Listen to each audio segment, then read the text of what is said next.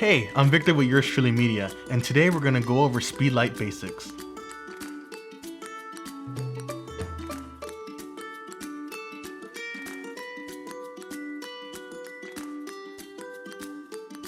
A speedlight is going to be your most commonly used piece of lighting equipment on a wedding day.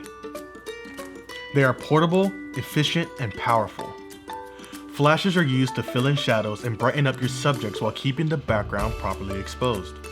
A common misconception is that when using lights, you are lighting the entire scene, and in some cases that's true, but generally with speedlights, you're using them to help balance out the scene.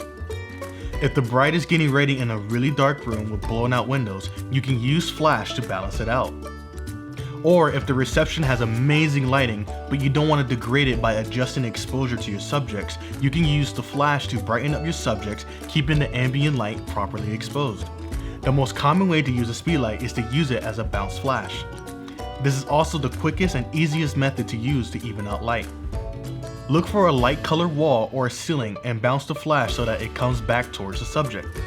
It's kind of like playing pool. You're just looking for the best angle to bounce it off of. Be wary if you're trying to bounce off something too dark or a weird color. It will consume a lot of power and throw a weird color cast on your subjects. If you don't have anything to bounce off of, you can use a white card or a flash modifier. I like to use a sphere or a bounce modifier in these situations. This can be used for anything from the bride and groom getting ready to the reception.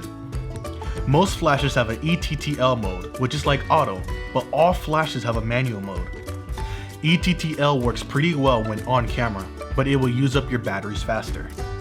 Additionally, it can pump out inconsistent flashes and give you different looking images.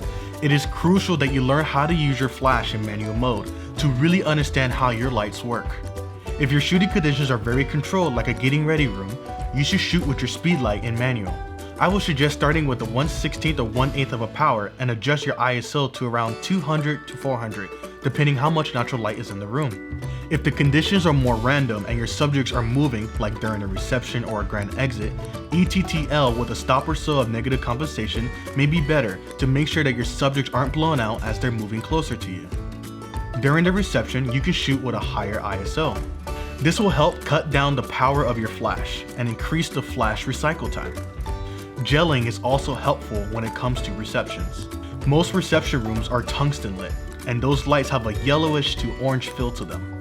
Speedlights normally shoot in a daylight temperature, which has a cooler blue feel, and if we don't do anything about our photos, we will come out with mixed colors, making post-production a little bit more difficult.